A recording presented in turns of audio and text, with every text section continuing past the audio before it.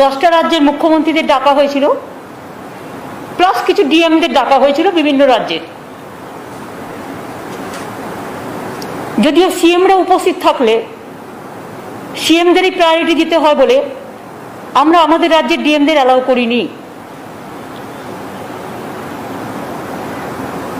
সেটা কথা নয়, কারণ আমি উপস্থিত ছিলাম, আমার চিফ সেক্রেটারি ছিল, আমার হোম সেক্রেটারি ছিল, আমার হেলথ সেক্রেটারি ছিল, সবাই ছিল। আমাদের যেটা সবচেয়ে বেশি খারাপ লেগেছে, একটা যুক্তরাষ্ট্রীয় কাঠামোতে মুখ্যমন্ত্রীদের অফিসিয়ালি আমন্ত্রণ জানিয়েও তাদের কাউকে একটি কথা বলতে না দেওয়া, তাদের সাথে সৌজন্যতা বিনিময় করা। আজকে কোভিড সবচেয়ে বড় প্যান্ডামিক সিচুয়েশন, এই সিচুয়েশনে আমরা প্রত্যেকেই আমাদের রাজ্যের দাবি দাওয়া নিয়ে আমরা উপস্থিত ছিলাম। এবং আপনারা হয়তো বিশ্বাস করবেন, এইসব পেপার বক্স টক্স করে আমরা সমস্ত রেডি ছিলাম, বাট আমাদের কাউকে 1 সেকেন্ডের জন্য বলতে দেওয়া হয়নি। উনি ওনার পছন্দ মতো কিছু ডিএম, ওনার বিজেপি রাজ্যের ম্যাক্সিমাম এবং 4-5 জনকে দিয়ে বলিয়ে নিজে ভাষণ দিয়ে শেষ করে দিয়েছেন। কি যে ভাষণ দিলেন সেটাও বুঝলাম না। এই মিটিংটা ছিল প্রাইম মিনিস্টারের কোভিড নিয়ে মিটিং। কোভিড নিয়ে মিটিংটা এত casual, it was just a casual super flock meeting. We the chief ministers are feeling insulted and humiliated, and we are astonished to see that Prime Minister called a meeting and invited the chief ministers, and all the chief ministers were sitting just like puppet. Nobody is allowed to speak. Then how do we speak about the public demand? We never ask about the COVID vaccine. They never ask about the medicine position. They never ask about the oxygen position. They never ask about the remdesivir, the medicine, the urgent, what is not available in the market now. They didn't ask us for the black fungus, that new disease. এবং আমরা really লজ্জিত, আজকে আমাদের সরকারের 10 বছর পূর্ণ হচ্ছে। আমি আজকে শপথ নিয়ে বলছি, আমরা ভেবেছিলাম প্রধানমন্ত্রীর কাছে আমরা বলবো আমাদের ভ্যাকসিনটা দিন, যাতে সবাইকে ভ্যাকসিনটা দেওয়া যায়। উনি তার ভাষণে বলছেন করোনা নাকি কমে গেছে।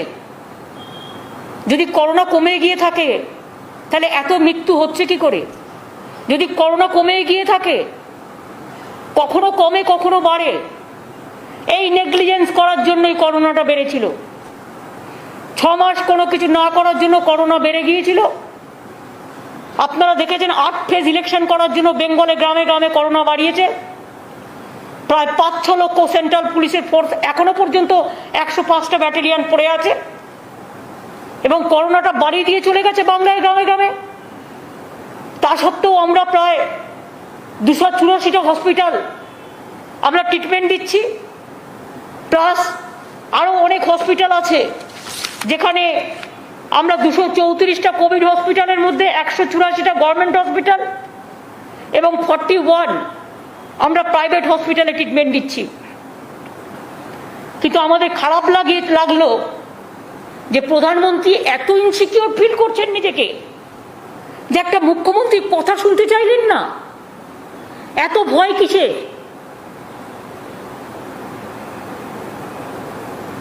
এত অবহেলা কিসের?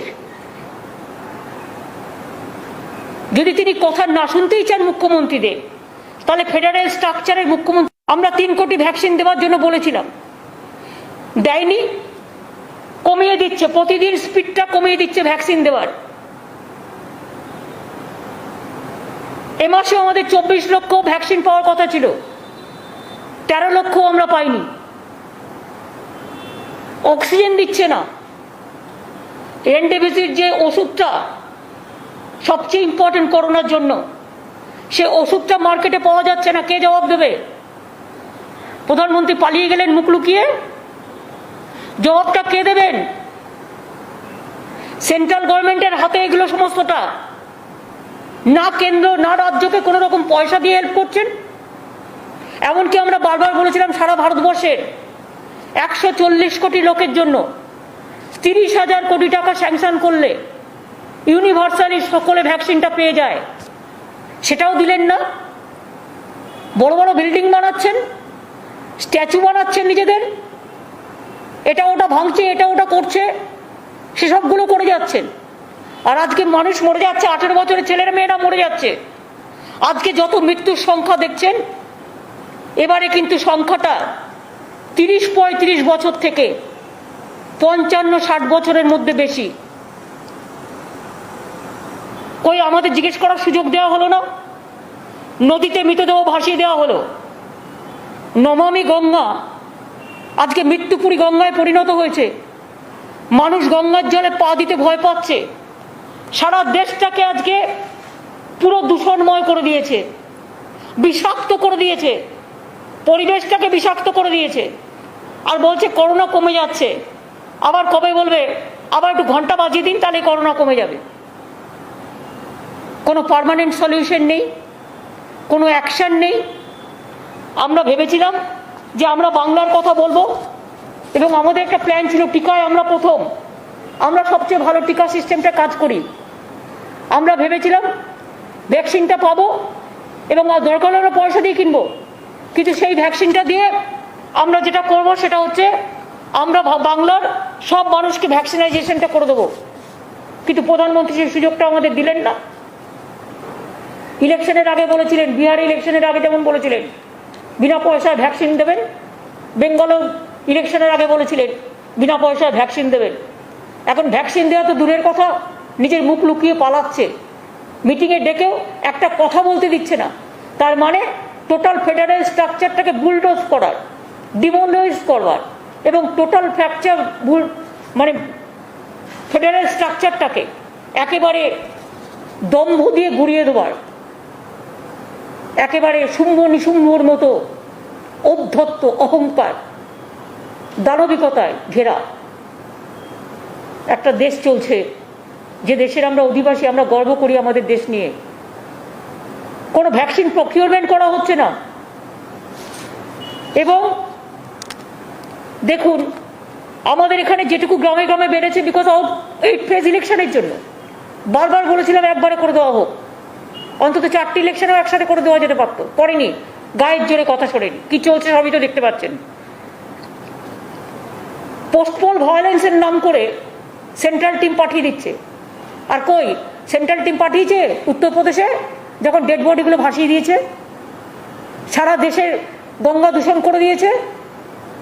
আজকে কই সেন্ট্রাল টিম পাঠাচ্ছে দেখতে কোথায় ভ্যাকসিন আছে আর ভ্যাকসিন নেই, কোথায় অক্সিজেন আমাদের যেগুলো তৈরি করার কথা অক্সিজেন সেন্টার, সেগুলো করতে দেওয়া হচ্ছে না, ঝুলিয়ে দেওয়া হচ্ছে, ডিলে করে দেওয়া হচ্ছে। সুতরাং আমি মনে করি country facing very critical, passing through a very critical juncture where Prime Minister is very casual, and today the meeting is been proved that it is a super flop, a casual meeting. He wanted to get the publicity through some media, and that's why whatever he thinks, he expressed his opinion, but he didn't allow the other chief ministers of the state. There are so many chief ministers' name was enlisted, Bengal to Maharashtra to Kerala to so many, but nobody was allowed to speak what they think. Are we the bonded labor or are we the puppet? Only what his master voice, their matter, and opposition is no matter. They have demolished the federal structure. They have forgotten the constitutional provisions. They have violated the COVID norms. They didn't allow us to speak how to control the COVID pandemic. The medicines are not available. The oxygens are not available. The remdesivir, this medicine is not available. The other thing is not available. And vaccine also, I do not know how long. If we accept his formula, then it may take 10 years to give vaccine to all. Then so many persons will die. Even you have seen so many young generations. We have to give vaccine to them. I have written a letter to Prime Minister so many times that please provide us vaccine. We want to give from 18 years. 18 years plus 45 years plus 60 years, all we want to give universal vaccine. Even if you give us the procurement for vaccine, then we may pay also. Because Bengal, we have already purchased 60 crores rupees the vaccine we advance for private purchasing. But sometimes it is not available. So where will get? We have our good infrastructure. Our doctor sisters also, they are working. They are working in a very good manner. That's why the present situation, I can tell you, Bengal, that though the vaccine speed is very low, they are not giving us the vaccine. But instead of that, now our weekly positive rate is coming down. Current positive rate is around 28.7%, lower from highest positivity rate 32.8%. And death rate is significantly lower, 0.69% in this phase of COVID-19. We have 234 COVID hospitals, 184 government and 41 requisition private hospitals. We have 40,000 the oxygen beds and including ICU, HDU bed. And our occupancy rate in the hospital is 41%. So we can spare more people. And also in safe home also, we have so many, even private hospital also, we have said that 60% should be reserved for COVID patient. And now, you see,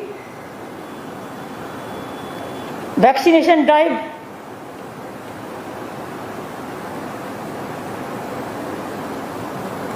we have received from Central 1.31 crore doses for this doctor, nurse, sisters, for all, from where we have already administered 1.26 crores already. And for vaccination further 18 plus to 44 plus category, we have been allocated 17.5 lakh doses. There we have paid 60 crores for that. And we are giving priority to our hawkers, to our transport drivers, to our সবজিওয়ালা থেকে শুরু করে যারা গরিব মানুষ পঞ্চায়েতে কাজ করে, মিউনিসিপ্যালিটিতে কাজ করে, 100 দিনের কাজ করে, এইসব লোকরা যাদের জন্য আমরা বেঁচে থাকি, তাদের আমরা চেষ্টা করছি যে যাতে তাদের আমরা ডোজটা দিতে পারি। আমরা আগে চেয়েছিলাম 3 কোটি ভ্যাকসিন, 3 কোটি ভ্যাকসিন পেলে আমরা 2 কোটি রাখতাম, দিতাম, 1 কোটি প্রাইভেটকে দিতাম, মানে 3 কোটি মানে 1.5 কোটি লোক পাবে, 1 কোটি মানে 50 লক্ষ পাবে, কারণ 2টো করে লাগে। এখন আমরা 8.6 ক্রোর ডোজ চাইছি যাতে আমরা সবাইকে দিতে পারি। মানে 18 বছর বয়সের পর থেকে যে সংখ্যাটা আছে ওটার জন্য আমাদের প্রয়োজন 8.6 ক্রোর, কিন্তু কেউ পাচ্ছে না। আমরা এটাও বলেছিলাম যে তোমাদের যদি কেউ ফ্র্যাঞ্চাইজি করে এখানে কোনো কারখানা তৈরি করে, আমরা ল্যান্ড এবং অন্যান্য সব সাপোর্ট দেওয়ার জন্য তৈরি, সেটাও আমরা বলেছিলাম, কিন্তু কিচ্ছু হলো না। আমাদের ভ্যাকসিন দেওয়া হোক। আমি আজকে আমাদের 10 বছরের মামাটি মানুষের সরকারের পূর্ণ হচ্ছে। আমি বাংলার মানুষকে কথা দিয়েছিলাম দেব, আমি এখনও বলছি ভ্যাকসিন পেলে আমি পুরো সবাইকে 3 মাসের মধ্যে সব ভ্যাকসিন কমপ্লিট করে দেবো। কিন্তু গভর্নমেন্ট অফ ইন্ডিয়া যদি আমাদের না দেয় তাহলে আমাদের হাত পেয়ে খালি থালা নিয়ে অপেক্ষা করতে হবে। তার মধ্যেও ইতিমধ্যে আমরা প্রায় 1.5 কোটি মানুষকে ভ্যাকসিন দিতে পেরেছি। আরেকটা জিনিস আমার আজকে জিজ্ঞেস করার কথা ছিল যে কখনো বলছেন 3 সপ্তাহ পরে 2টো ডোজ, কখনো বলছেন 6 সপ্তাহ পরে 2টো ডোজ, কখনো বলছেন 40 দিন পরে 2টো ডোজ, কখনো বলছেন 1 বছর পরে 2টো ডোজ। অ্যাকচুয়াল ব্যাপারটা কি? Is there any study, any research? What is the guidelines? কেউ জানে না। যেহেতু ভ্যাকসিন নেই, কখনো বলে দিচ্ছে 7 দিনে 2টো ডোজ, প্রথম দিকে কিছু দেওয়া হয়েছিল 4 সপ্তাহের মধ্যে, এখন আবার বলে দেওয়া হচ্ছে 40 দিন পর, আবার বলে দেওয়া হচ্ছে 16 সপ্তাহ পর। সকলে একটা ডাইলেমার মধ্যে আছে, আমরা জানি না কি হচ্ছে। তার মধ্যে আবার একটা ব্ল্যাক ফাঙ্গাস এসছে, সেটা সুরাট থেকে এসছে গুজরাটে, এবং সেটা রাজস্থান প্যান্ডামিক অলরেডি ডিক্লেয়ার করেছে, এবং আমাদের এখানেও 4টে কেস আমরা পেয়েছি এরকম। সুতরাং এগুলো নিয়ে তো কথা বলার দরকার। সেই ওষুধগুলো পাওয়া যাচ্ছে না। আমি যে ব্ল্যাক ফাঙ্গাস হলে যে ওষুধগুলো দেবো লোককে, সেই ওষুধগুলো পর্যন্ত দিচ্ছে না। এই ওষুধগুলো কেন্দ্রীয় সরকারের ভান্ডারে থাকে এবং এটা তাদের কাছে প্রকিউরমেন্ট করার পলিসি। তো মহা মুশকিল। আমরা রাজ্য চালাচ্ছি, আর রাজা, যিনি দিল্লির রাজা হয়ে বসে আছেন, সম্রাট হয়ে বসে আছেন, সেই শাহেনশাহ মানুষের দিকে তাকাচ্ছেনই না। তিনি বলে দিচ্ছেন সব ঠিক আছে, সব ঠিক আছে, সব ঠিক হ্যায়, সবকা সাথ চলেগা। আগে বলতো সবকা বিকাশ সবকা সাথ, আর এখন বলছে সব ঠিক হ্যায়, করোনা ঠিক হ্যায়। মানুষের মৃত্যুর ছবল একদিকে, আর একদিকে এদের ঔদ্ধত্য, অহংকার, টোটালটাই নেগলিজেন্সের ওপরে চলছে। এবং এইভাবে কতদিন চলবে আমি জানি না, but we are really sorry, we are shocked, we are astonished. And আমাদের এখানে অক্সিজেন 450 মেট্রিক টন দেওয়া হচ্ছে, আমাদের দরকার 700 মেট্রিক টন। আমাদেরটা কেড়ে নিয়ে গিয়ে অন্য রাজ্যে দিয়ে দেওয়া হচ্ছে, সেটাও বলতে পারলাম না। আমার এখানে আমি বলতে চেয়েছিলাম সারা ভারতবর্ষে 30,000 কোটি টাকা দিলে ইউনিভার্সাল 140 কোটি লোকের পেয়ে যেত, 18 বছর থেকে 18+, 45+, 60। তাহলে প্রবলেমটা অনেকটা সলভ হতো। ভ্যাকসিনটা দিলে আবার যে করোনা হয় না তা ঠিক নয়, কিন্তু যেটা আমরা শুনছি যে ওয়েটটা একটু কম হয়, অনেকে বেঁচে যেতে পারে, 90% পিপুল বেঁচে যেতে পারে। তা সেটা আমরা কেন করছি না? সেটা না করে আজকে সবাইকে মৃত্যুর দিকে আমরা ঠেলে দিচ্ছি। আপনারা তো কলকাতাও দেখছেন, কলকাতার মেয়র যে সারাদিন কাজ করে বেড়ায়। আমি কোর্টে সাবজুডিস বলে আমি কিছু বলবো না, বাট এটা আমি নিশ্চয়ই বলবো যে ও সারাক্ষণ কাজ করে বেড়ায় এবং সারাক্ষণ ফিল্ডে থেকে কাজ করে বেড়ায়। কিন্তু আজ 4 দিন ধরে কলকাতা ভ্যাকসিনেশনের কাজ, ক্লিনলিনেসের কাজ আমরা অন্যভাবে করছি, কিন্তু একজনের বিকল্প তো আরেকজন হয় না। এই প্যান্ডামিকের টাইমে ভ্যান্ডেটা পলিটিক্স করবার টাইম আছে ওদের, ভ্যান্ডেটা রাজনীতি করবার টাইম আছে ওদের। এবং সেক্ষেত্রে প্যান্ডামিক নিয়ে রাজ্যকে ডেকেও রাজ্যকে বলতে দেওয়া হয় না। তার মানে ওরা কোথায় নিয়ে যাচ্ছে কেন্দ্র রাজ্যের সংঘাতকে, ফেডারেল স্ট্রাকচারটাকে, যুক্তরাষ্ট্রীয় কাঠামোয়। এটা মানায় না। এটা আজকে রাজ্যগুলোর অসম্মান হয়েছে, রাজ্যগুলোর অপমান হয়েছে। এবং ওষুধের দামও আপনারা জানেন, ফ্লিপ ফ্লপ পলিসি চলছে। কোনটা 150 তো কাউকে দিচ্ছে 400, তো কাউকে দিচ্ছে 600। কোনো প্রকিউরমেন্ট পলিসি নেই, কোনো ক্লারিফিকেশন, কোনো ভ্যাকসিন মেশিন ম্যানুফ্যাকচারিং পলিসি নেই। ইভেন জিএসটি নিচ্ছে। ধরুন অক্সিজেন অনেকে বিনা পয়সায় দিতে চায় কর্পোরেট হাউস থেকে, অনেক মানুষ কাজ করতে চায় এনজিও, তাদের কাছ থেকে জিএসটির টাকা কেটে নেওয়া হচ্ছে, আরো অন্যান্য তাদের কাছ থেকে সমস্ত ইন্টারেস্ট কাটা হচ্ছে। ফলে একটা লোক সোশ্যাল ওয়ার্ক করতে এসে দেখি মানে তার জলপাই দুটোই দিয়ে দেবে, তা কখনো হয়? একটা মানুষ যখন কাজ করতে আসে, মানুষ জানে আমি এই কাজটা করছি তার কারণ আমাকে গভর্নমেন্ট ফুল সাপোর্ট দেবে, যাতে আমার আবার ট্যাক্স না দিতে হয়। আজকে সেটাও নেই, পুরোপুরি ট্যাক্স দিতে হচ্ছে। আর উত্তরপ্রদেশকে দিয়ে একজন বলালো, নিয়ে বলিয়ে বলছে বহুত বড়িয়া চল রা হ্যায়। কই একবারও তো প্রধানমন্ত্রী কোশ্চেন করেননি? ডেড বডিগুলো কোভিড প্রোটোকল না মেনে কেন গঙ্গার জলে ভাসিয়ে দিয়েছ? কত ডেড বডি, তার হিসেব কত? আর বলছে ওখানে নাকি কিছু হয়ইনি, এমন একটা বলছে। মানে কোনো রেকর্ডটাকেই টোটাল চেপে যাওয়া হচ্ছে। তো তাপাকির বুলি, এই হচ্ছে পরিস্থিতি। সুতরাং আমি আপনাদের এটাই বলতে এসেছি যে আজকের মিটিং নিয়ে আমরা ভেবেছিলাম যে আমাদের বলার সুযোগ দেওয়া হবে, কিন্তু I am sorry, nobody was allowed to speak, but we are not the bonded labor. We thought that what we wanted to speak the Prime Minister. It is nothing against of the government or nothing against of the particular person, but it is the demand of the people to help the people. It is pro-people demand. That when he didn't allow, then all the chief minister must protest on this. এবার আপনাদের কিছু জিজ্ঞেস করা থাকলে শুধু এই সাবজেক্টে বলতে পারেন। কোর্ট নিয়ে আমাকে কিছু জিজ্ঞেস করবেন না, আমি কিন্তু সাবজুডিস ম্যাটার নিয়ে রিপ্লাই দেব না। এটা আমাদের লয়াররা দেখছেন। হ্যাঁ, ওটা বলবেন না। আচ্ছা ঠিক আছে।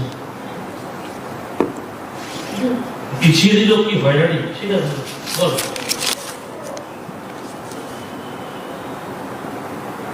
দিদি রাজ্যের তো আর্থিক পাওনা অনেক কিছু ছিল কিচ্ছু দেয়নি, সেসব তো কিচ্ছু দেয়নি। একটা আমফান চলে গেছে, টাটা বাই বাই করে আকাশের ওপর থেকে ঘুরে চলে গেছেন দেবে বলে। আরেকটা আবার জোশ আসছে, তার জন্য আবার আমাদের প্রস্তুতি নিতে হচ্ছে। প্রতি বছর একটা করে দুর্যোগ একটা দুটো করে আসে, একদিকে কোভিড দুর্যোগ আর একদিকে কখনো আমফান, কখনো জজ, কখনো সুনামি, নানা রকম চলে। সুতরাং এটাও আর একটা সিরিয়াস দুর্যোগ আসছে। তার জন্য যা যা করার আমরা করেছি, আমরা সব ডিএমকে অ্যালার্ট করেছি। সুন্দরবনের এবং দীঘা কোস্টাল এরিয়া কাছাকাছি এরিয়াগুলো সবাইকে অ্যালার্ট করা হয়েছে। এই জন্য গভর্নমেন্ট থেকে যা যা করার ডিজাস্টার ম্যানেজমেন্টের থেকে আমরা গতকাল মিটিং করে নিয়েছি এবং এটা নিয়ে করা হচ্ছে। আমি এক্ষুনি আবার মিটিং করব।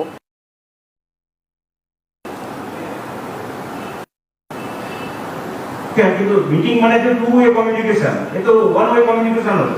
তাহলে মিটিং এর কি হবে? এটা ওয়ান ওয়ে কমিউনিকেশনও হয়নি, এটা ওয়ান ওয়ে ইনসাল্টেশন হয়েছে, ওয়ান ওয়ে হিউমিলিয়েশন হয়েছে। One nation and all humiliation.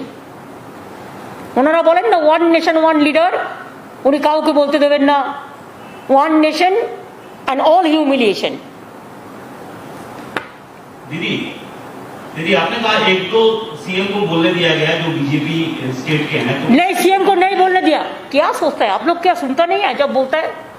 कोई सीएम को बोलने नहीं दिया, डीएम को बोलने दिया। डीएम को थोड़ा थोड़ा डीएम को बोला, जैसा उत्तर प्रदेश को डीएम को बोला, एक एपी का बोला, एक छत्तीसगढ़ को बोला, ऐसा 4-5 डीएम को बुलाया।